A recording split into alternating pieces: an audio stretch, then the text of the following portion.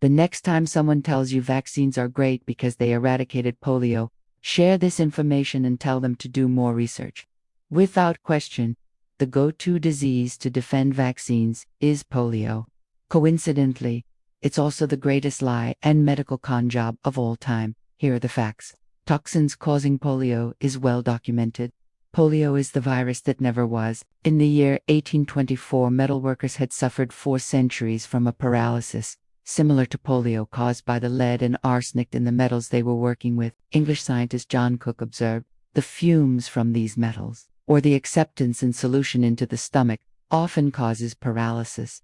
In 1890, lead arsenate pesticide started to be sprayed in the U.S. up to 12 times every summer to kill cuttling moth on apple crops. In 1892, polio outbreaks began to occur in Vermont, an apple-growing region. In his report, the governance inspector Dr. Charles Caveri noted that parents reported that some children fell ill after eating fruit. He stated that infantile paralysis usually occurred in families with more than one child, and as no efforts were made at isolation, it was very certain it was none. In 1907, calcium arsenate comes into use primarily on cotton crops. In 1908, in a Massachusetts town with 3 cotton mills and apple orchards, 69 children suddenly fell ill with infantile paralysis. In 1909, the UK bans apple imports from the States because of heavy lead arsenate residues. In 1921, Franklin D. Roosevelt develops polio after swimming in Bay of Fundy, New Brunswick. Toxicity of water may have been due to pollution runoff. In 1943, DDT is introduced, a neurotoxic pesticide. Over the next several years, it comes into widespread use in American households. For example, wallpaper impregnated with DDT was placed in children's bedrooms. In 1943, a polio epidemic in the UK town of Broadstairs, Kent is linked to a local dairy where cows were washed down with DDT. In 1944, Albert Sabine reports that a significant cause of sickness and deaths of American troops based in the Philippines was poliomyelitis. U.S. military camps there were sprayed daily with DDT to kill mosquitoes. Neighboring Philippine settlements were not affected. In 1944, Nye reports that DDT damages the same anterior horn cells that are damaged in infantile paralysis. In 1946, Gephardt shows polio seasonality correlates with fruit harvest. In 1949, endocrinologist Dr. Morton Biskind, a practitioner and medical researcher, found that DDT causes lesions in the spinal cord similar to human polio.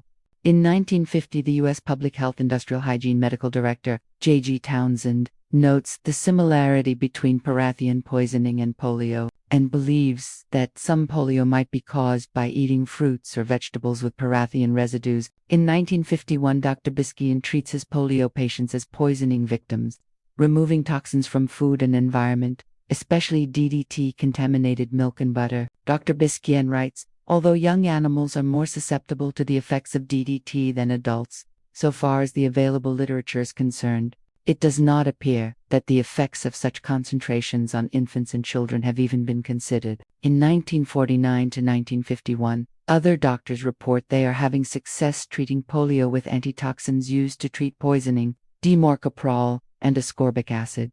For example, Dr. F. A. Klenner stated, in the poliomyelitis epidemic in North Carolina, in 1948, 60 cases of this disease came under our care. The treatment was massive doses of vitamin C every 2 to 4 hours. Children up to 4 years received vitamin C injection intramuscularly, and all patients were clinically well after 72 hours. In 1950, Dr. Biskin presents evidence to the U.S.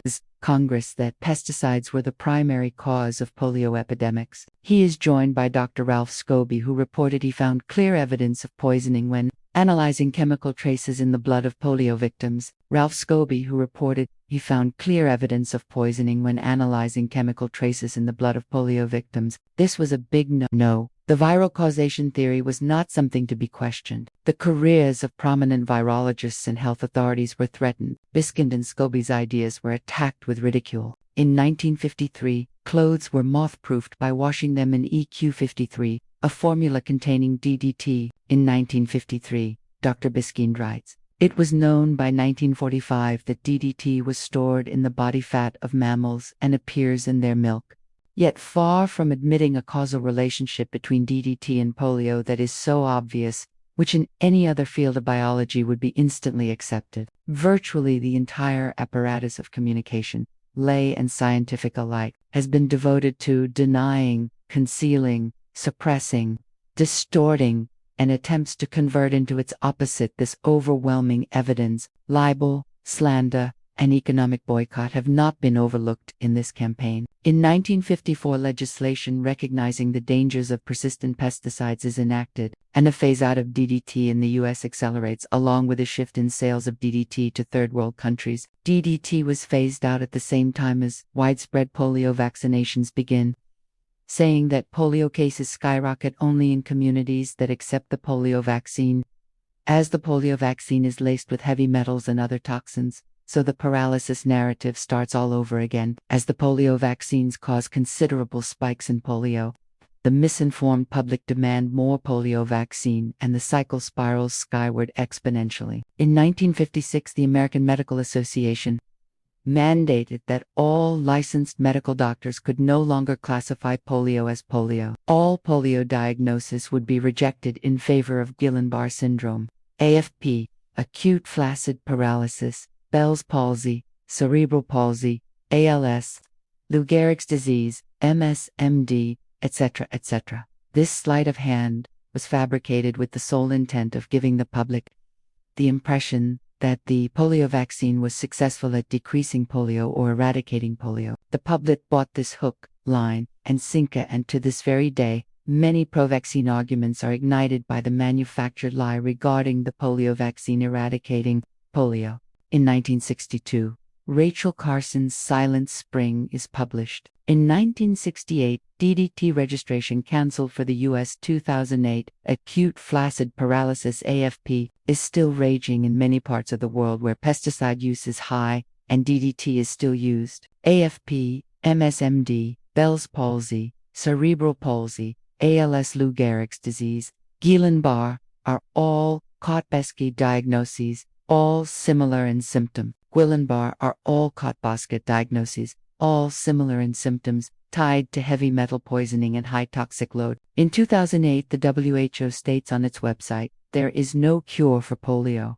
Its effects are irreversible. The modern belief that polio is caused by a virus is an ongoing tragedy for the children of the world. 2008, WHO states on its website, there is no cure for polio.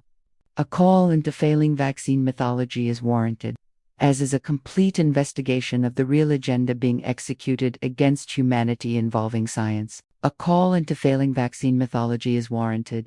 I hope you appreciate this video and subscribe for more from this channel. Your support would be greatly appreciated.